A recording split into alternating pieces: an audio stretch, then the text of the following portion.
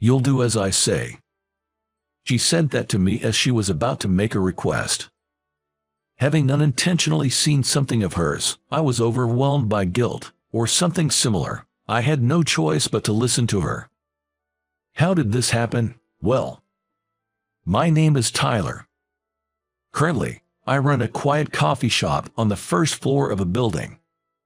When I say coffee shop, I'm not talking about the trendy ones serving flashy-looking drinks, but rather the ones that specialize in coffee, essentially, old-fashioned coffee houses.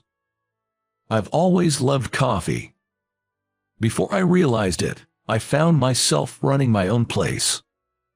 I researched coffee beans and brewing techniques, worked hard to make the best coffee. After much dedication, I finally had my own shop. Of course, every coffee I served is my pride and joy. For those who aren't fans of bitter tastes, I also have a variety of items like café au laits, suitable for beginners. I've created light meals that go well with coffee. It's truly a place made for coffee lovers. Now, being a huge coffee enthusiast, I drink multiple cups a day, so much so that my doctor advised me to cut back. I have to stay healthy to keep the shop going, after all. It's crucial to manage stress and have some outlets, but dang, haha, the coffee here is as bad as ever, haha. That's how I'm battling stress right now. It's currently 9:30 in the morning. I set the shop's opening time at 10 a.m., so it's technically before opening, but there's a man at the counter, enjoying a sandwich and coffee while tossing out insults. His name is Kevin. He's an incredibly rude fellow, but I can't say anything against him. Why, you ask? Well, let me tell you. Kevin owns the building where my shop is located. If I upset him, there's a chance I might get kicked out. I've seen tenants being evicted before, and I've only had this shop for about a year. Moreover, this guy always comes before opening hours. I don't have to worry about weird rumors because of that, but it's still unpleasant. If you think it doesn't taste good, you don't have to come, Kevin. You must be a busy man. If I can get a free meal, why not? Even if it's bad to my gourmet taste, it's probably just right for the average Joe. Haha. In exchange for a discounted rent, I occasionally serve him breakfast. I eagerly accepted that deal, but if I could go back, I'd punch my past self. Sure, Kevin is an investor in real estate and other ventures. That means he has a refined palate, but it is not certain whether his sense of taste is truly superior. Anyway, being criticized like this doesn't feel good, but I have to endure for now. After finishing the sandwich and coffee I made, Kevin remarked, "Today's was a bit better, haha, keep it up," and left with some mysterious advice. He stayed for 20 minutes. He leaves right around opening time, so it doesn't interfere with my business. But man, it's exhausting. But that's not the customer's concern. I have to do my best for those who come to enjoy my coffee. A few hours later, around 2 p.m. when the rush started to calm down, the chime of the doorbell rang, signaling a new customer's entrance. "Welcome, just one of you." "Ah, yes, just me." The person who entered was a woman with glasses. Her round face complemented her short bob, and she wore a lacy skirt. She looked quite young. Moreover, she stared intently at me, making me tilt my head in confusion. I had shown her to a seat, but she didn't move. Maybe there's something on my face. "Excuse me, ma'am, is there something? Sorry for coming out of nowhere. Are you Tyler from North Elementary and Northridge Middle School?" She stared at me intensely as she said that. Hearing her words, my eyes widened. Because she had correctly named the schools I went to. At the very least, this woman in front of me seemed to know me. I gave a small nod. "Yes, that's me, but I knew it. It's me, Emily. Don't you remember?" "What, Emily?" The shop was empty at the moment, and I couldn't help but raise my voice. Emily, unforgettable. She's my childhood friend. I can't recall when we first met. We lived close by, attended the same preschool, and played a lot at the same park. Emily's parents ran a business, so she was like a little heiress, while I came from an average household. But such differences didn't matter in our childhood, and Emily and I shared countless adventures. From racing to hide and seek, to seeing who could make the biggest mud pie. We spent so much time together that even in elementary school, we were inseparable. In fact, Emily was so shy that she'd say she was scared to go to school if I wasn't with her. Her concerned parents even considered transferring her, but she was adamant. I don't want to be separated from Tyler. She was quite stubborn, to say the least. So, we went to and from school together, and I often hung out at her house. Our parents became close too, and whenever my folks were late from work, Emily's parents would let me stay over. Their house was so grand, it was every kid's dream. But our close bond broke in middle school. Why? Because I heard Emily got a boyfriend. She always had a youthful, round face which made her popular among the boys in middle school. So when I heard she got a boyfriend, honestly, I was jealous. I regretted not confessing my feelings to her sooner and realized for the first time that I had fallen for Emily. Moreover, I witnessed Emily entering the science prep room with an older boy from a year above. Curious, I sneaked a peek, and saw Emily and him hugging each other. In an empty classroom, just the two of them sneaking around. Well, the nature of their relationship was pretty clear. In that moment, I realized that although I had feelings for Emily, it was too late. I distanced myself from her. Can't blame me, right? The senior she was with was good-looking, and I felt I couldn't be by Emily's side. At the very least, I didn't want to stand in the way of her happiness. And so, our connection was broken. Emily reached out a few times after starting high school, but I never felt like responding. Eventually, her messages stopped coming. But now, after all this time, why is Emily standing right in front of me? We hadn't met since becoming adults, so I didn't recognize her immediately. But now, even with makeup, she's unmistakably Emily. I'm so glad. You remember me. How could I forget? But why are you here? I saw your cafe in a magazine, so I just had to come. Come to think of it, my cafe had been featured in magazines a few times. Apparently, Emily saw one of those and decided to drop by. Thanks for coming. Feel free to relax and stay a while. Tyler, do you have time later? Huh? There's something I really need to ask. I know it's presumptuous to suddenly show up like this, but you're the only one I can ask. Emily looked desperate and anxious. It seems there's a significant matter at hand. Seeing her distressed, I took a quick glance at the clock. Okay, I understand. My cafe closes at 6 p.m. Can you come by afterward? I'll treat you to a coffee, considering you've come all this way. Thank you. I felt bad leaving Emily in her current state, but I couldn't leave the shop during business hours. We decided to meet up later, and Emily left for the time being. By the way, my cafe operates from 10 a.m. to 6 p.m. I don't offer a breakfast menu because I want customers to savor their coffee. With that thought, I decided to prepare a coffee for Emily and watched her leave. After 6 p.m., when the shop had closed, Emily returned. With no other customers around, she seemed a bit more relaxed. I offered her a low-caffeine latte and took a seat opposite her. It reminded me of the times we used to hang out at diners, sipping on soft drinks and chatting away. But now, there wasn't time for nostalgic conversations. She looked too troubled. So, what did you want to ask?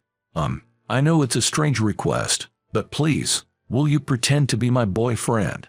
What? Emily nearly bowed to the ground as she begged me. I, on the other hand, was surprised by the unexpected request. Why on earth would she ask such a thing? Curious, I listened to her story. Given that Emily was a CEO's daughter, her father had been pressuring her to get married and even set her up for an arranged date. The other party was an acquaintance of her father's, and for Emily, who isn't particularly social, it was a complete hassle. So, on the spot, she told them, "I already have a boyfriend," to refuse the arrangement. However, he said he fell for me at first sight from my photo and wouldn't take no for an answer. He said I could bring my boyfriend, and he'd be willing to talk. I'm kind of in a bind now since I said I had a boyfriend. Sounds like quite the assertive guy. Please, just this once, Emily pleaded, bowing her head again. Sure, I've known Emily since we were kids, and if asked about our past, I could easily talk about it. It might even be easy to play along. An image of Emily's dad flashed in my mind, but seeing Emily right in front of me, desperate, I posed a question. Don't you have a boyfriend now? I remember you had one in middle school, or at least some guy friends. What? No, I don't. I've never even had a boyfriend. What? Emily looked shocked, but I was even more surprised. I was sure Emily had a boyfriend in middle school. But when I mentioned that, did I ever say I had a boyfriend? But, what about you and that senior in the science prep room? Oh, that, Emily was surprised that she was being watched, but the person she was meeting with at that time was her friend's boyfriend, and they were discussing a friend's gift. And when she almost tripped, the senior caught her. That's what I had witnessed. So that's why you suddenly became distant in middle school. Well, I thought it would be problematic if there was a misunderstanding. Right. I had never heard directly from Emily about having a boyfriend. Just got that notion from mutual friends and the situation I had misunderstood. Back then, I was so shocked, I didn't even try to clarify. What's that? I was so hurt at the time. Why didn't you ask me? I didn't have the courage to. Sorry. I genuinely apologized. From Emily's perspective, I had suddenly become distant and didn't even reach out. It's only natural for her to feel hurt. Pouting, Emily said, "If you feel guilty, then do as I say." With that, I agreed to her proposal. Being Emily's pretend boyfriend, even temporarily, isn't so bad, right? That's what I thought, but then. Why is Tyler here? Kevin. We were set for a formal date in a rather fancy restaurant, but to my surprise, the other party was none other than Kevin. Oh boy, this is looking pretty bad. There's even a chance I might get kicked out of the place. But by agreeing to act as Emily's boyfriend, I had already risked offending Kevin. So, it was already too late to back out. I decided to focus on protecting Emily. Though I had that in mind, the meeting turned out to be a disaster. Kevin went on and on about how bad my taste was. This guy has no taste buds whatsoever. He always serves turbo coffee. He's barely scraping by thanks to some online reviews, but he's just a pool cafe owner kept afloat by a few loyal customers. He's not good enough for you, Emily. I don't know what he told you, but you shouldn't be with this loser. I was amazed at how condescending he could be. For the most part, I just let it slide. But Emily's reaction caused an even bigger scene. Enough. Don't mock Tyler. You probably don't know much about coffee, do you? I'm a bit of a coffee enthusiast, making it from fresh beans every day. His coffee might sell okay, but it's not that great. He doesn't even realize how bad it is.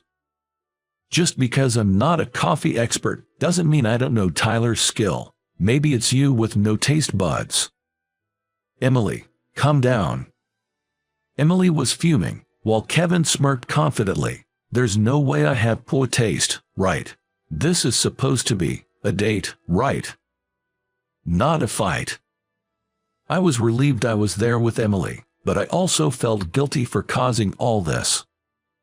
However, Emily ended the argument with one sentence. You might have said Tyler's coffee is bad, but how could a barista who won first place in the World Coffee Championships make bad coffee? The room went silent. I was worried when she brought that up, but Kevin looked utterly stunned. Seeing this, Emily went on the offensive. Tyler's pretty well known in the industry. Even if you think you have a refined palate, calling Tyler's coffee bad doesn't make sense. Yes, personal preference plays a role, but your comments about Tyler lack any real basis. But then why doesn't he advertise that? There was nothing about that in his cafe. Kevin glared at me, to which I sighed and replied, if I flaunted that, it'd bias people's opinions of my coffee, so I was trying not to mention it. Seriously, I had reluctantly featured my cafe in a magazine. Everyone would naturally think that coffee made by a champion barista would be amazing. I just wanted people to enjoy my coffee without any preconceptions. Saying this, I pulled out a folded magazine clipping from my wallet and showed it to him. Honestly, I was genuinely happy to be featured in the magazine, and I kept the clipping in my wallet as a sort of good luck charm. Seeing this and realizing that the story was true, Kevin began to wince and shake. Despite all his complaints, he still came to drink my coffee. He probably recognized its quality. His ego probably couldn't handle praising coffee he thought was made by a regular Joe like me. That's why he'd been belittling me so much. But I knew that there were plenty of people who truly appreciated my work, so I could brush off Kevin's ranting. In the end, Kevin stormed off saying, "You'll regret this," and the date was called off. We decided to head home. I'm sorry. Do you think you will get kicked out of the building? It's okay. Even if we do, they'll give us some time. If it comes to that, I'll just try my luck somewhere new. Saying this, I escorted Emily back to her family's home. While I was concerned about the cafe, I felt good about standing up for Emily. But now that this was over, would Emily and I drift apart again? The mere thought filled me with a deep sense of loneliness. It felt a lot like when I heard Emily had gotten a boyfriend. Did I want to be away from Emily again? No, definitely not, especially after rekindling our bond. This time, I want to be right by her side. Hey, Emily, what's up? I stopped walking, and she did too. Looking straight into her eyes, I declared, I've always loved you, Emily. I want to be your real boyfriend. Though my heart was racing, Emily, tears in her eyes, whispered, I've waited so long to hear that, and she embraced me. Despite my romantic confession, our surroundings shifted dramatically after that. First, after confessing, I immediately headed over to Emily's parents' home, to greet them after a long time and to get down on one knee, saying we're officially dating now, so please don't bring up any arranged marriage talks. Her parents, especially her father, were pretty furious that the date had been disrupted. When the main culprit turned out to be me, he didn't seem to change his opinion. Well, he's a CEO after all. He probably wanted his daughter to marry someone of appropriate status or wealthy. However, Emily secretly recorded the whole encounter with Kevin during the matchmaking and played it back, saying, Dad, you really can't judge a person. Hearing Kevin's rude remarks, Emily's mother chimed in. If Emily has to marry someone like that, I'd rather she be with Tyler. With that, we gained an ally. In the end, her father gave in, and we were allowed to date. As for the cafe I was worried about, I didn't get kicked out. Actually, Kevin was no longer the owner. Emily's father, as a way to make amends, bought several buildings owned by Kevin. Turns out, Kevin had a habit of berating other tenants in the building, just like he did with me. He got sued by a bunch of them. The settlements put a significant dent in his finances. The real estate world has its interconnections, so Kevin's been feeling pretty cornered. Emily's father was furious, saying, he dare hurl those nasty words at my daughter. It seems he took various steps to set things right. After a few months, I stopped hearing about Kevin entirely. I'm not sure what's become of him. As for us, Emily started helping out at my cafe, so we're together almost all the time. Though we've only been dating a few months, it feels like we've known each other forever. We've even talked about getting married on our first anniversary. Why not marry right now? We want to enjoy our relationship a bit longer, that's all. For now, I just want to be la vie de vie with Emily. In a few years, though, we'd be married, blessed with children, and the cafe would be booming. But that's a story for another time.